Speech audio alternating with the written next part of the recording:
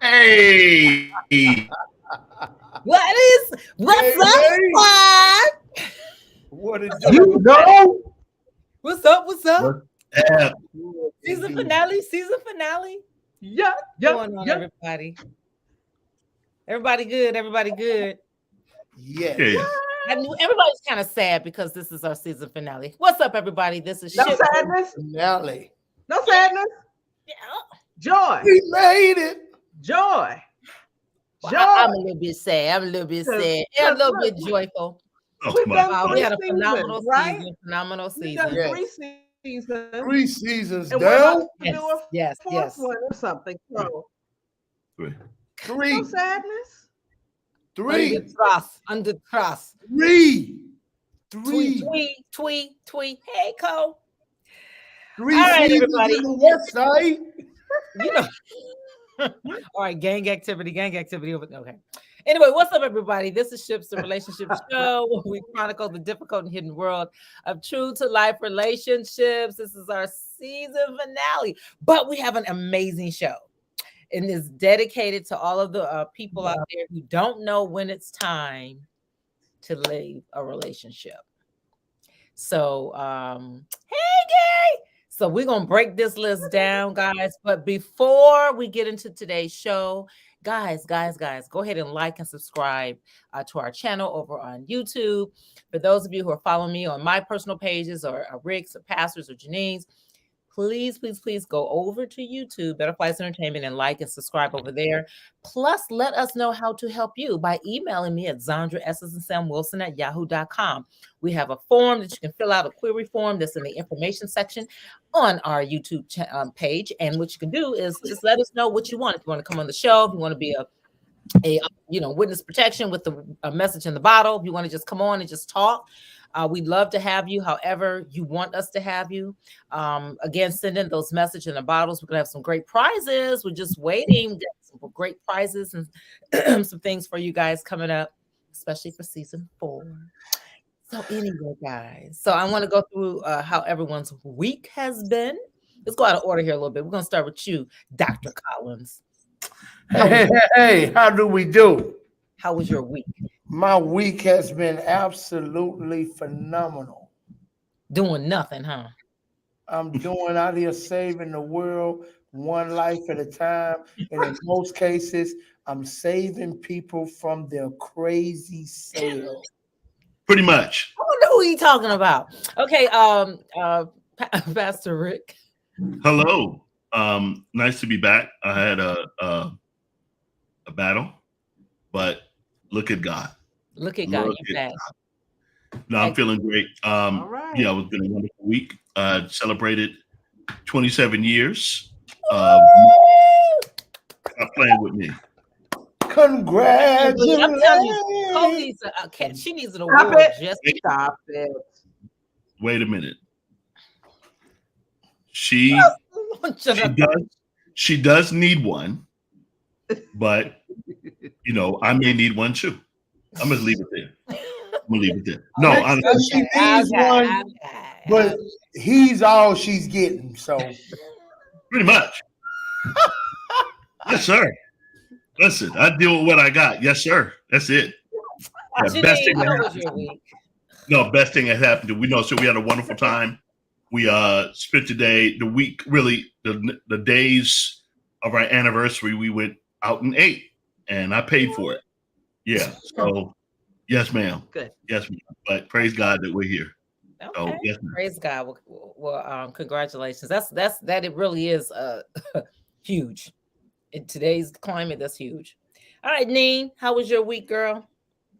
Let's see. I'm starting a new job this week. So come on I'm now. excited about that. I just saw a little rough cut from the film that was shot in February. Okay. And it looks good. I'm excited about that. Okay. And our godson, has his baby dedication coming up this Sunday. And I'm Okay. That's so exciting. So exciting. Okay.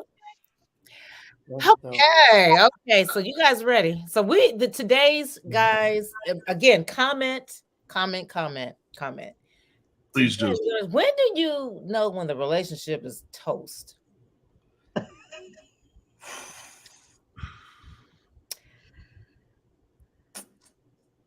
When to stay away? What is that? When to sail away? What did you type in? I didn't do that. That was sent to me. The little when to stay away. When to stay away. No, that's even better though.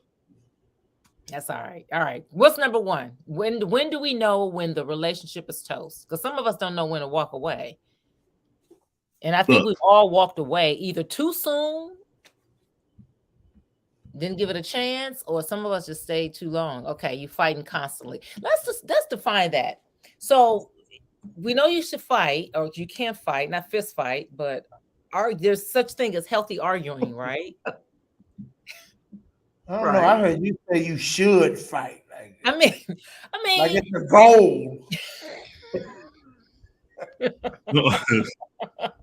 You know what I meant. Well, you know what? Right? Let's have a disclaimer. Okay. We're not saying that if you are fighting constantly, that means walk away. Right. These are, I think it's a combination of the things we're going to point out today, because fighting constantly could mean that there's some bigger issues that you're afraid to deal with or not willing to deal with. And so you're nitpicking at other things when you just need to have that come to Jesus moment, sit down and say, okay, we're tripping because of this. And then also define what is constantly. I guess it's relative, because some people think, you're fighting every day, once a week. What's constantly? So a lot of this stuff is kind of like, disclaimer. So, okay, Dr. Collins, weigh in. You fight constantly. Yeah, they didn't really give us enough information. What I would say when you say fighting constantly, well, for one, I ain't finna be fighting constantly. For one, that's one thing I ain't about to do. I'm not. So I don't think I never walked away from a relationship too early. I think it's I stayed too long, but I ain't never walked away too early. Just put it out there. Listen, fighting, explain it. Fighting can be perceived a lot of different ways. And I would say when you're fighting unfairly, because fighting can be just debating or trying to find our place of compromise, or, it all depends on what context someone's using that word. But I tell people, you got to know how to fight fair. I call it the art of war in relationships. Absolutely. You got to know how to fight fair. You can't be hidden below the belt and name calling and this and the other. But let me put this out there. Statistics have proven that a couple that's fighting and arguing are in better shape than a couple that doesn't even talk anymore. Right. Yeah. Because even in the fighting, not that fighting is healthy, but it creates some possibility of resolve because we're still communicating versus the couple that then call it quits on communicating. Now you remove the potential of resolving anything. Right. So no, it's not healthy, quote unquote, to fight, but at least they're still communicating. But I would say when the fighting comes without ever coming to resolution, when there's never an answer, when there's never a conclusion, when there's never a healthy compromise, when we never can end up in agreement, then there's something where maybe there's a problem with our communication, or we're just too far apart in who we are as people. Okay, anybody else want to weigh in? That's good stuff. Okay, let's go to number 2. Number 2. That's what you said. You just said you're too apathetic to fight. It's over. It's a wrap. I agree. Yeah. That means you just don't care. One or both of you is not seeking help. Therapy. Believe you need help. That's Therapy. because they don't believe they need help. They Right. believe if you would change, we would work. Right. Right. Is that what you find out? Is that what goes on in your counseling sessions? No, the people that don't come to the counseling sessions feel that way. It's like, why am I going for you? You the one that needs to change. You go. That's not it. Yeah, and even if they do come, it's always you're like you're a referee. You're not even a mediator. You're a referee because the other person doesn't realize that they're messed up more than the person they're accusing of being messed up. And so you're looking at them like, you know, you messed up. Like, not me. Nah, it's him. Like, okay, and then vice versa. You know, she needs to do A, B, and C. And so that dynamic can be very, very stressful on a couple because one doesn't want to budge. They don't want to see, one doesn't want to see the other person's point. Because, and truthfully, many times you will notice that the marriage has started off like that. The person has always been like that, and they don't want to change.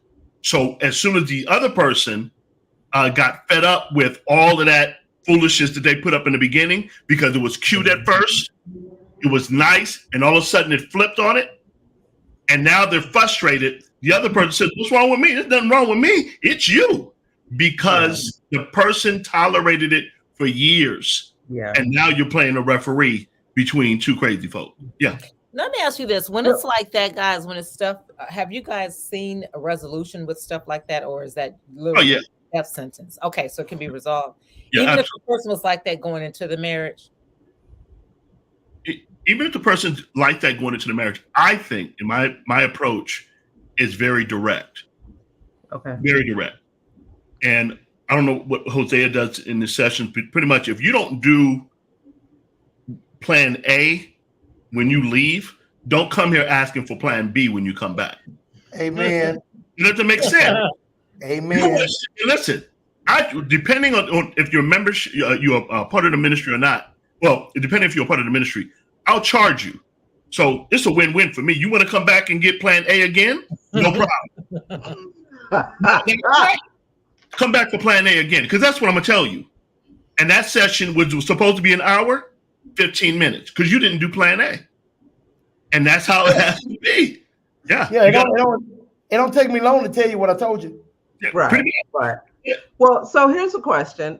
Does therapy still get a bad rap? It gets one, but it shouldn't. In the black. Right. I agree it shouldn't, but do some couples have the mindset that going to therapy means that we're failures? Yep. We should be able to take care of our own issues, problems, and so that's mostly old-fashioned. Still couples. Hesitant. It is. Old-fashioned couples. Yep.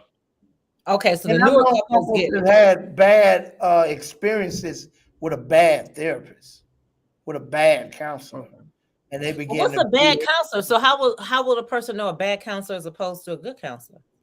You coming back 10 times and you still have the same issue. They're taking your money. Or, yeah. Well, we were good. We were good until you went to counseling. Right. Right. Well, there's that. Yeah. Yeah. Yeah. No, but I'll say this. Gary and I. I'm sorry. Go ahead. We went to see somebody.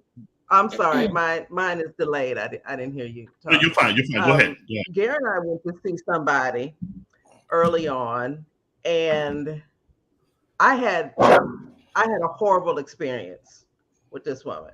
And when we left, Gary, he realized that not only I had a horrible experience, but that the lady said some whack stuff, because she basically treated me like the angry Black woman. Okay.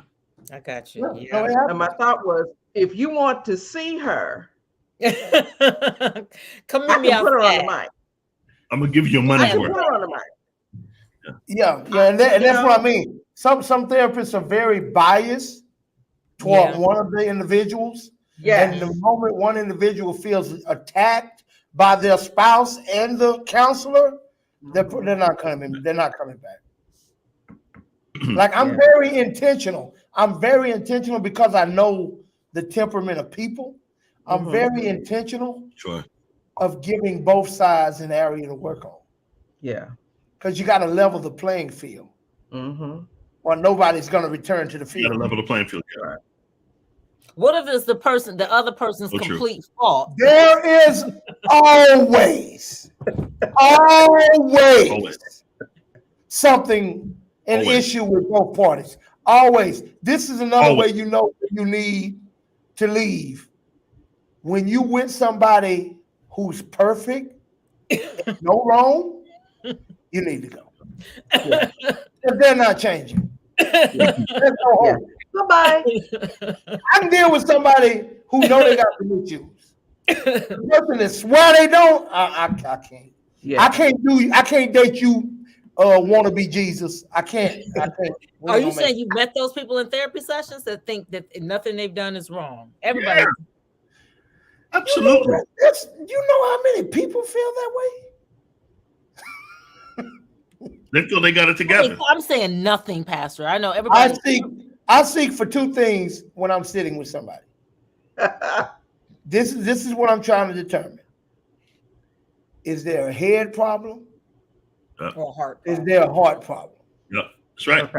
If there's a head problem, meaning heart is right, they just don't know, they're ignorant, they're not aware of the tools, they lack knowledge and understanding. I can teach you what you don't know. Right. I can handle that. Right. I can't make you a different person in your heart. I ain't God. Yeah. When it's a hard problem, it's beyond my pay scale. Now, because that's like it ain't a counseling session no more. It's a salvation session. It is. You need to get saved. Like we through. I'm through with y'all. If y'all don't never make it, let me introduce you to a man. I'll see you Sunday at the altar. That's pretty much it. Yeah. So the people with the heart problems, they're saved, correct? They just it just need to grow or something. It depends. that I don't know. I got a lot of skepticism there. Yeah, we still out. All right, let's go to 4. Well, hold on. Someone had to say one of our comments here.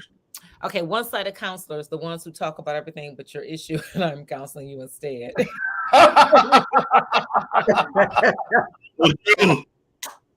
That's funny. That's good.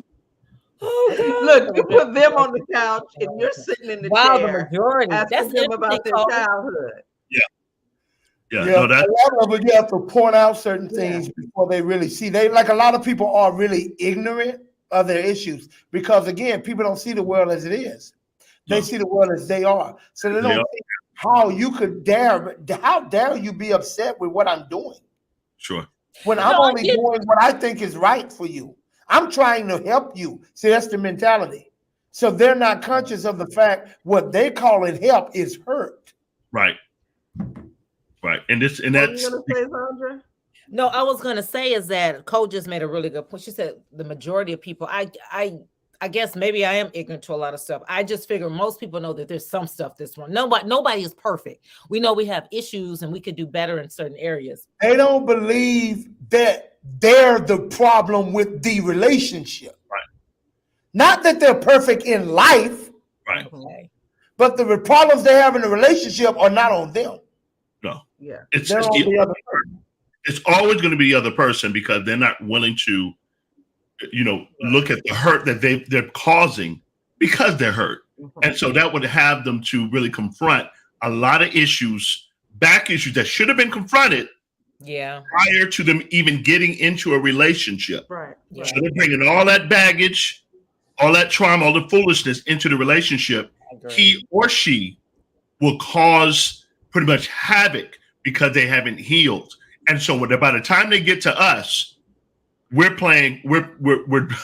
with a psychologist, counselor, pastor, nurse, and hopefully never an attorney. But the fact of the matter is that this is the mindset a lot of people come in with. Mm-hmm. It's always the other person. And I wanted to note here, amongst Black people, amongst Blacks, therapy now is being pushed more and more, which is wonderful. Yeah. I think personally, the spiritual counsel and the head counseling go hand in hand. Because when you look at the Word of God, it gets psyche. Yeah. It deals in the psyche. In fact, many times before spiritual, it deals in the psyche first. Right. So I think what happens is the great psychologists or pastors who have a psychology degree, it really helps the counseling session. That's just my opinion. Yeah, Zandra. That's good. Zandra, Yes, to your point, why do you think most of these people wanted to come to counseling? Yeah. You thought they wanted to come to get help. Yeah. No, they wanted to come for you to help their partner understand how they were right and they were wrong. Yeah. That's why they came. They came because you know what? I'm so convinced that I'm right. We're finna go to a counselor that's finna tell your butt so I can show you it's been you. That's what the mindset is. Most of the people that come to me for counseling don't leave with what they thought they was coming to get. Right. Oh, yeah. Now, if it's their first time, they mind get blown. Because I don't even let them talk too much the first time they sit down with me. I start reading their mail just off of my questioning, which I'm not even talking about what you think your problem is now when I'm first meeting you for the first time. Right. I'm digging into who you are. And when I dig into who they are, there's mind blown when I start pointing out the issues they're probably having that they haven't even told me yet because I've just assessed who you are. And by the way, and this is a note to all the folks who do go to counseling, particularly with pastors, make sure that they have the Holy Ghost. Listen. No, I'm not playing. Who gonna come to pastor? He not saved. You listen. The pastor needs the Holy Ghost. I'm saying that they know that they're not saved. Yeah. Why would you go to a pastor that you know? No, you get into another subject. Okay. I said no. I said that no. I know you get into another subject. Okay. No, that's another show. That's another show. Thank you, Janine. You always feel like you need a break. Yeah, I'm tired. Can we break off for 3 months, come back together a week? Can we take another 3 months off? Your relationship should not feel like a full-time job. A new relationship should be the break. Yeah, it should be. A new relationship should feel like the break from life. Yeah. You need a break. Look, one of two things. I wish you would. Too darn fast. Listen to me. I wish you would. I wish you. What? Oh, you need a break. Can we do a break, a trial separation? Yeah. See, let me tell you something. One thing. Let me tell you what that is. There's two things. Number one, that's woman stuff. What is it? You are. Or when you hear that from a man, it's really a kind way of dumping you. That's what it is. It's one of two. Say that. Yeah. Why you say it's woman stuff? Because only women ask for a break. When a man say I want a break, it's his kind way of getting away. Right. So if a woman asks, you're saying there's no. So goodbye. This is why a man gets mad when a woman asks for a break. He gets mad because he knows to him that means we done. Okay. If Zandra says she wants a break, Zandra's done. Yeah, let's be clear. She fit with the man. Zandra's done. Okay. One and done. That's it. Everybody Bye. else, that's the kinder, gentler version. Zandra, just disappear from the face of the earth. Okay, I hear you. I didn't know that, Pastor. I'm glad you brought that out. So from when I have heard a lot of women say, let's take a break for a while and then try to, if you miss me within those 3 months and we come back together. That's the woman part right there. That's it. Right? That's what I'm talking about. Men don't think like that. Men ain't giving you time to miss them. Like not on purpose, not with man give you time to miss him because he get mad and he walk out of the house and he ain't gonna call you for 2 days. That's his break, but it ain't announced. It's just done.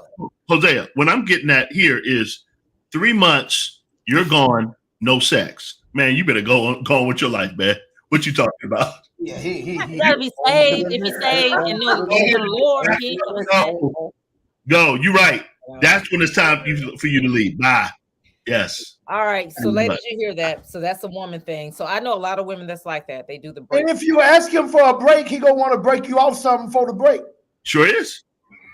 Because he Yes. feel like I ain't gonna see you no more. Because he knows that's the last time. Lord. Okay, what's Let's number 5? moving on. Don't ask for a break, ladies. Just don't ask for a break. You might. It'll break you Well, off. that's a big thing. Women do ask for a break. Okay, you daydream about being single. Daydream about being single. That's not good. Okay. What else is there to say about this one? That's I don't know. big I don't know. sign.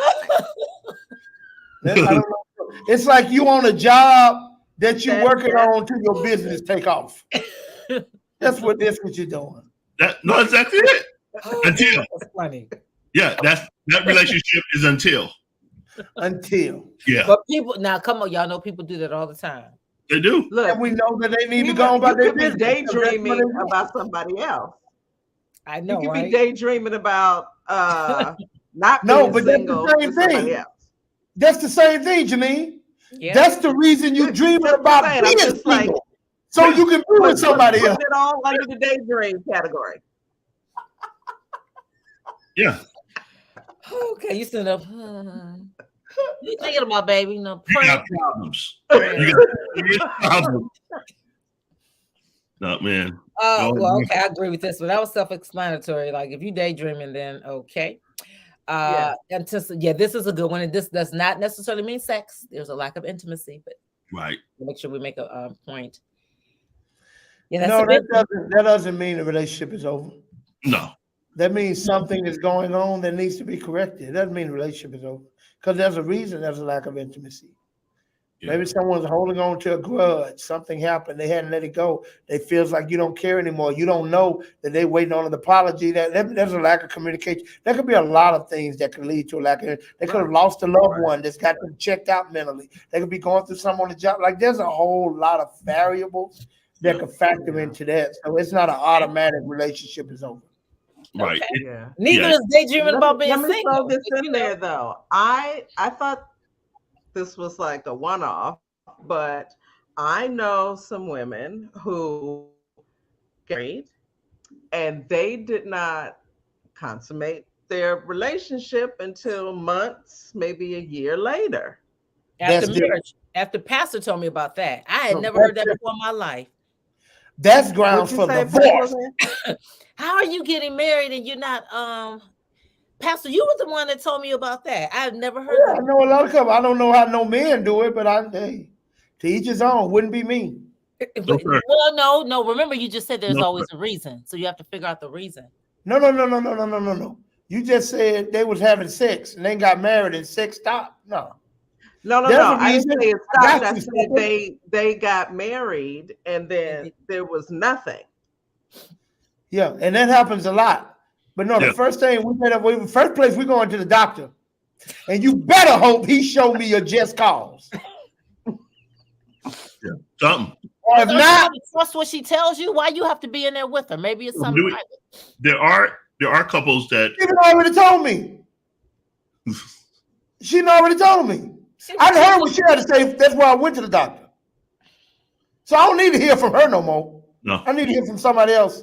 Well, maybe that has knowledge we have, not knowledge that we don't have.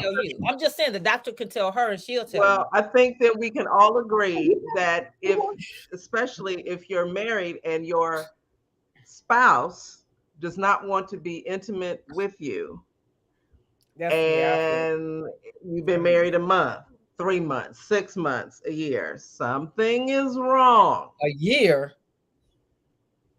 Listen, I'm with the fellas on this one.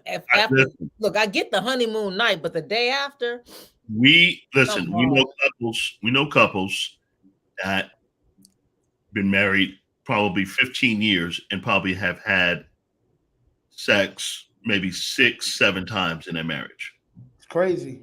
I don't get it. I don't know what that is. I don't get it. Is it the woman or the man? I don't and look, after that long, it's both of them. It's both of them, yeah.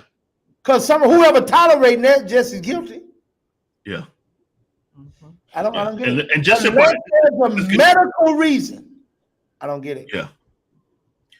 And it's funny because, and understand this, particularly when it comes down to pornography, that can cause a lack of intimacy. Now that's another thing, Rick. Is the one In the of them marriage. porn? Yeah. See, that's another thing. Now I have heard that where they're not having sex, but one of them is addicted to porn. And we don't know.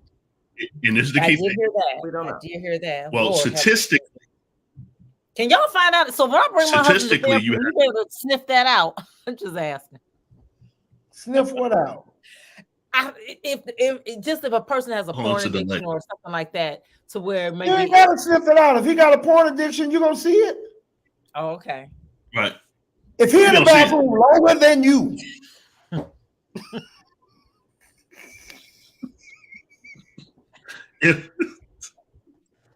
If the browser's always cleared out, if you finding lubricants all over the house, you got lotion, baby oil, and all these, and he stay ashy. you finding wet spots all around the house. You know what? Just put that thing so All his underwear thick. and see where the DNA is in your house. Pretty much. You need a They get that machine. They black put light. it Yeah, you out, just need to and scan your everything house light up. Everything light up in here. and like what's going on in the living room? What's happening over here? Oh my gosh, my stomach hurt. What is Wait. this? How is somebody supposed to do that before they Baby, get what's- married? Real talk. Listen. Statistically, the more body counts that you have before your marriage, Uh-oh. the more bodies you have, men and women, the less intimacy you can have in your marriage. Because there's a such thing as being in love and loving someone in the marriage. We talked about, okay, can we talk about that right now? Yes, that's good. Come on. Let's talk. That's a Come on. great segue. So please explain the difference between Right. in There's love agape love. I want to hear this from the masters. Oh gosh, we're masters now? Yeah, because I want to hear the Oh, look, difference. he's taking a drink of water. I guess I he's know, about right? to And lay he, it did, on. did he adjust Okay. himself, Janine? Did he Go ahead. adjust himself? Sorry, go ahead. Everybody. No, I'm Oh, gonna and let it's wiping his forehead. Okay. I'm So listening Kelly. with my good ear. I'm listening with my good ear.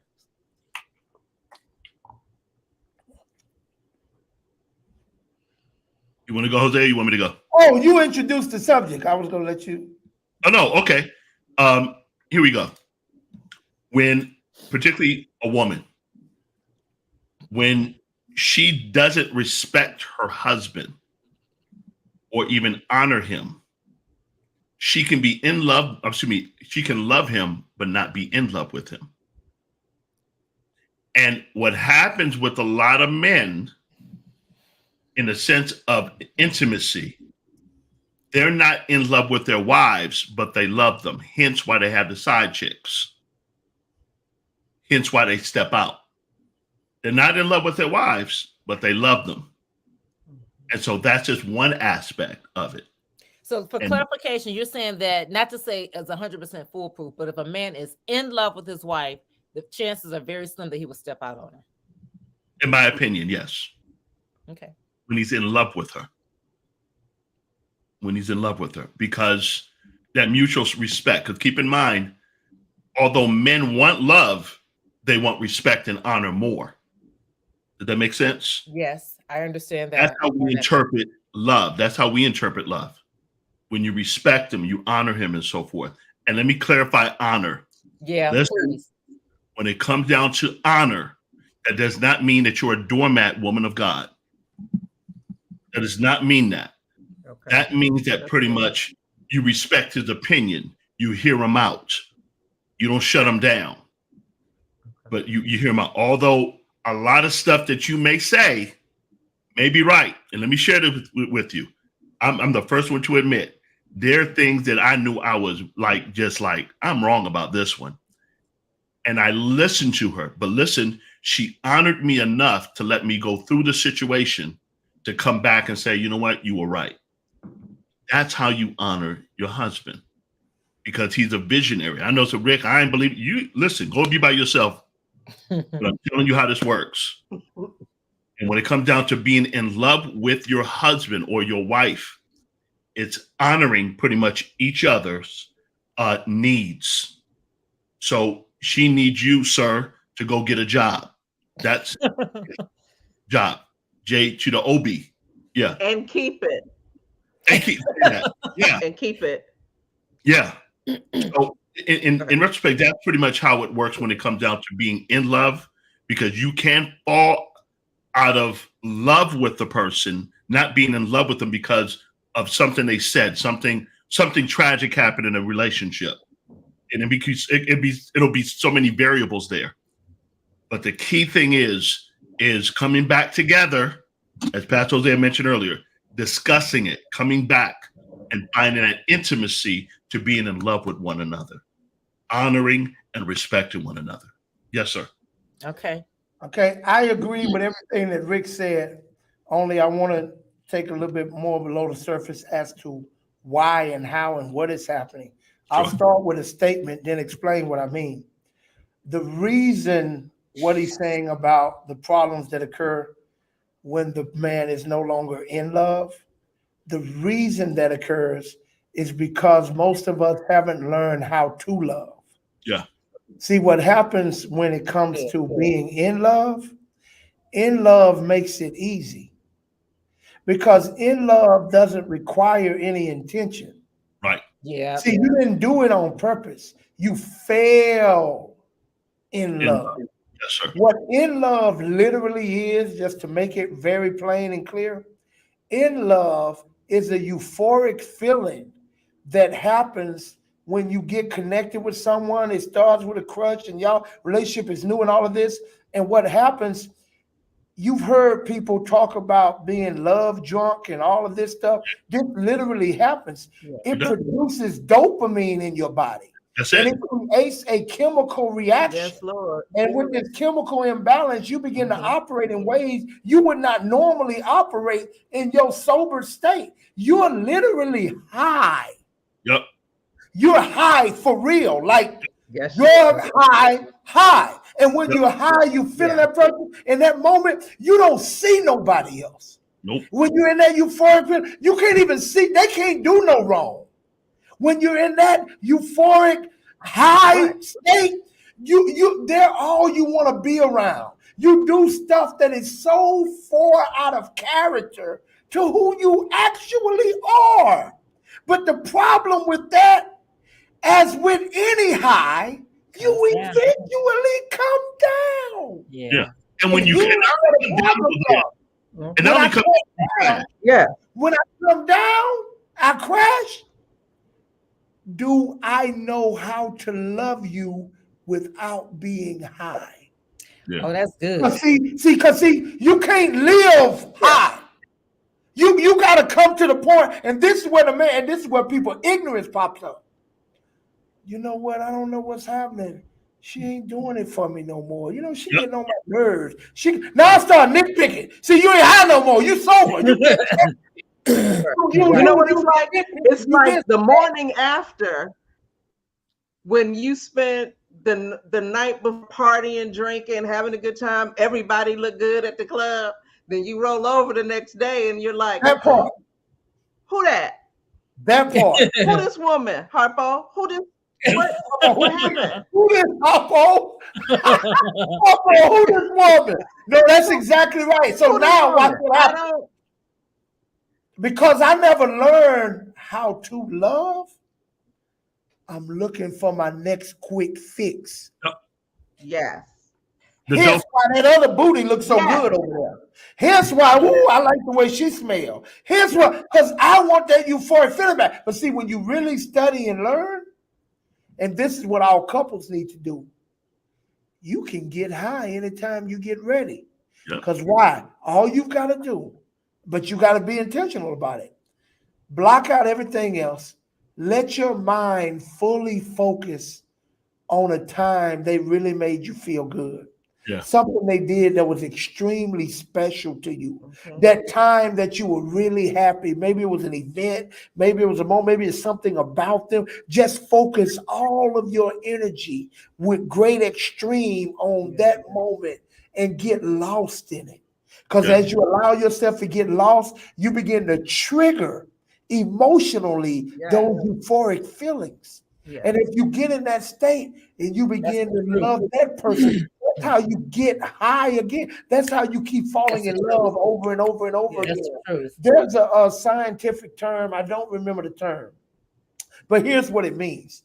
When you become so engulfed on something specifically to where it has so much of your focus, it sends this thing to your brain that automatically makes it pick up on other things that are similar or synonymous with that. Like, here's an example. You ever bought a new car?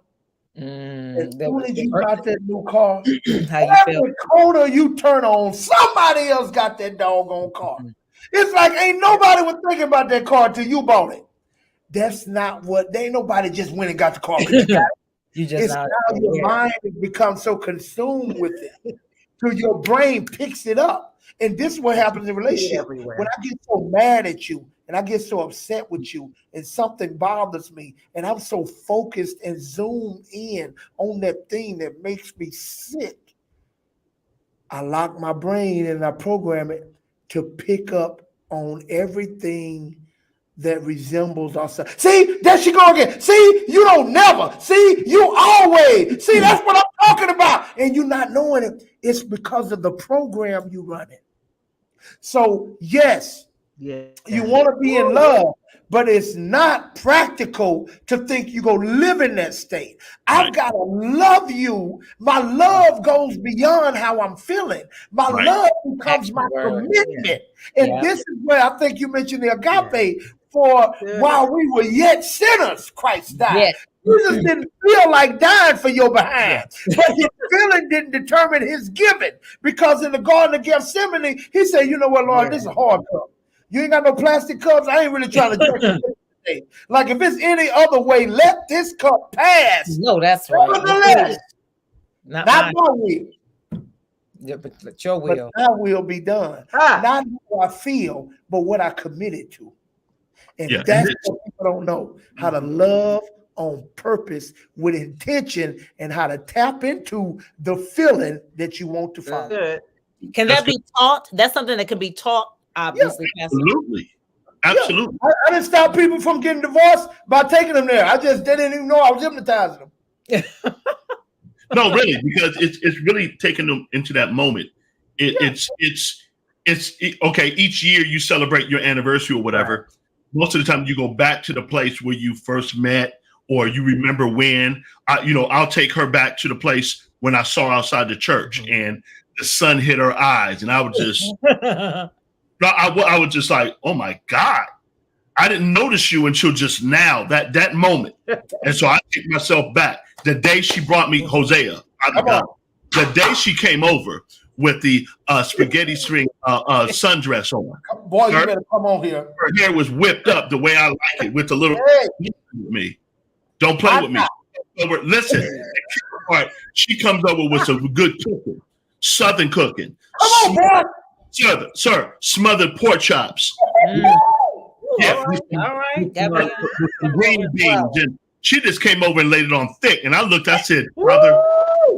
No kiddo Taco Bell. If it be, I kid you not. That day, I said, Lord, if she's the one, Shadaba, let me know. But yeah, it was just because men were just attracted to the. I know when people say, "Oh, what is it? The beauty is an eye of the beholder," or whatnot. Mm-hmm. Listen, there was no other person I can think of. I was like, this here was the one. It just shut everybody out. Although people were coming after you and coming after her, she had a line, sir. She had a line. Yeah, but I knew, yes, sir. I knew I was going to get mine. Yes, sir. Why am I going there? But anyway, what happened? You just celebrated another anniversary. Sure. But I went after her in a sense of knowing pretty much the involvement that I wanted to be in her life, how to go about it. So we stay in those moments, Hosea, where we pretty much go back to the place where we first met. What happened over pretty much when we got married, how we felt. Because there are times we don't feel like we want to be married. There are times when I've shown enough don't want to be a husband, and she shown enough don't want to be a wife, a nurse, a babysitter. Yeah, she doesn't want to be all that. There are times she doesn't, but because we work at it.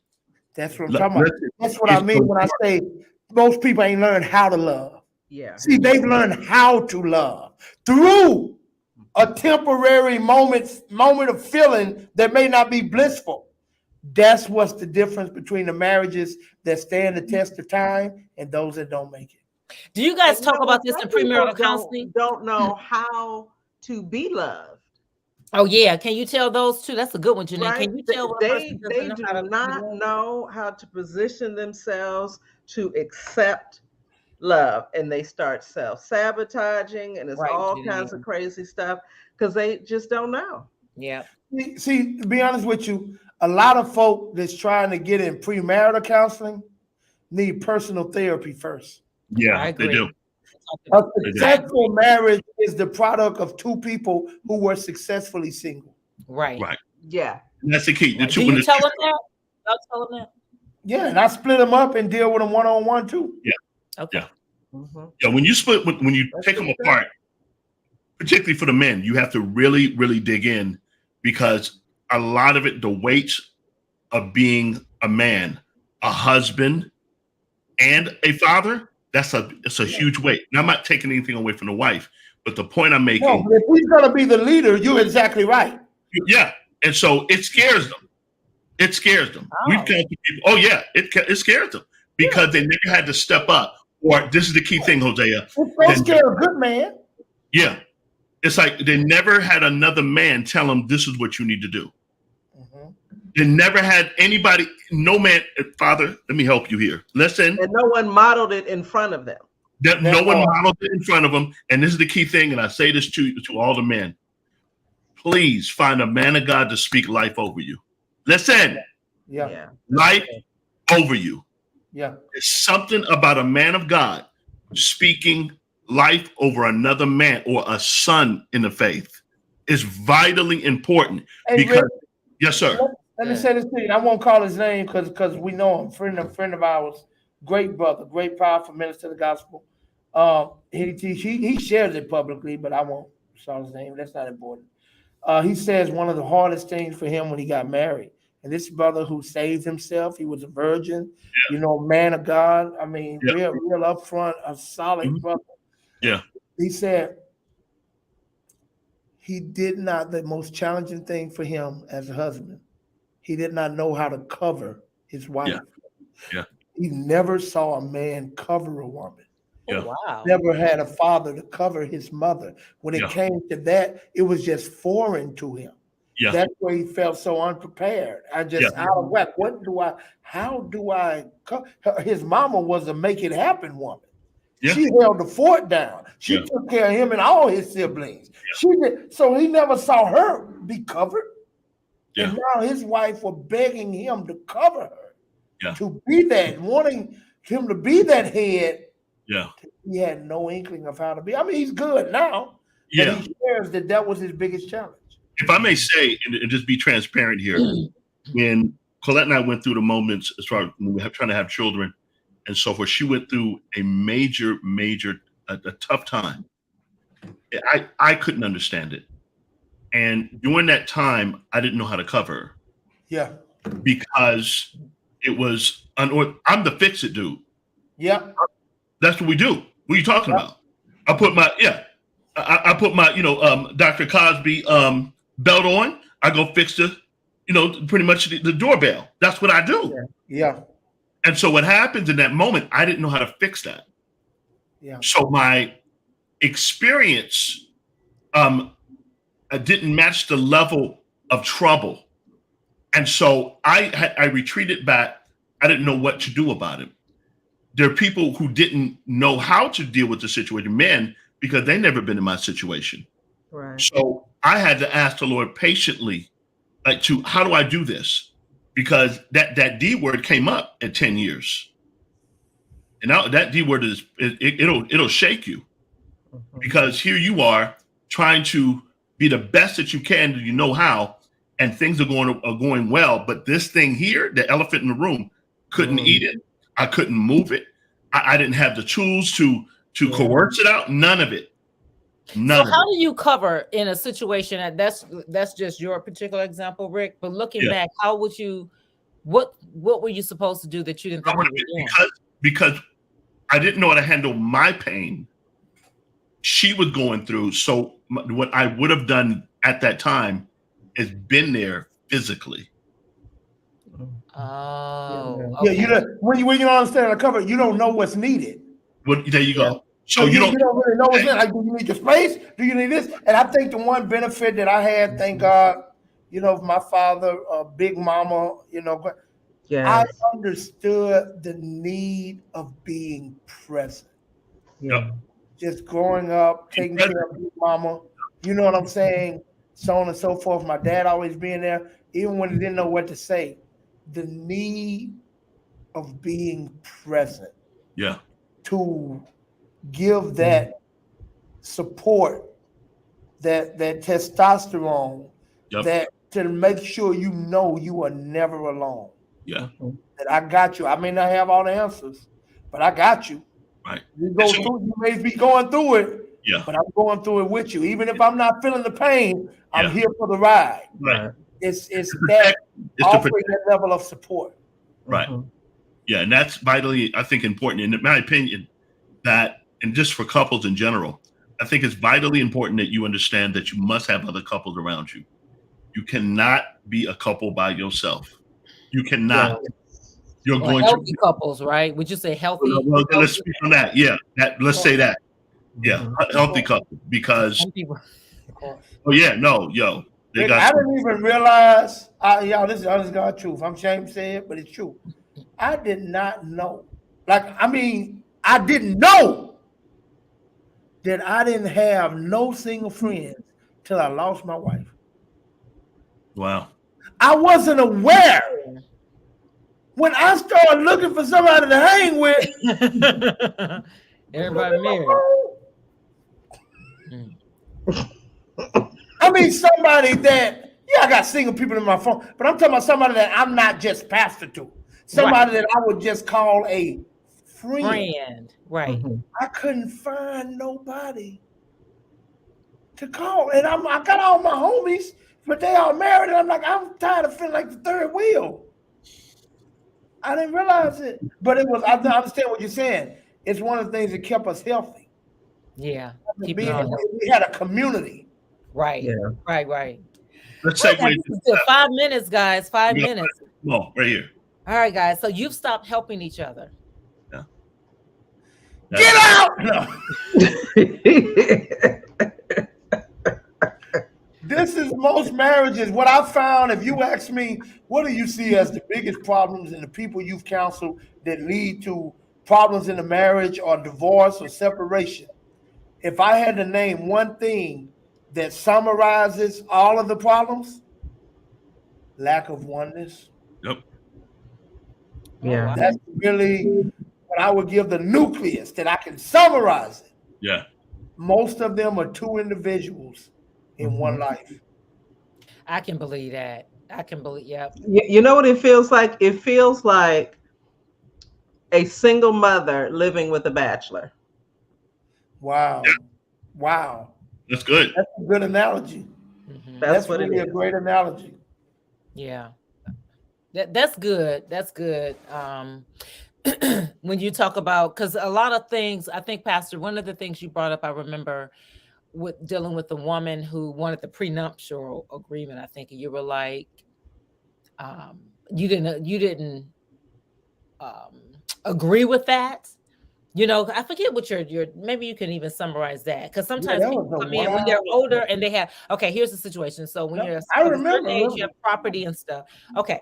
And you don't want to, that's your property. You want your kids to get it. And okay. So go ahead and we can end with that. No, it's just a thing of people set things up from an individual perspective. And what happens is this didn't put it all in a nutshell.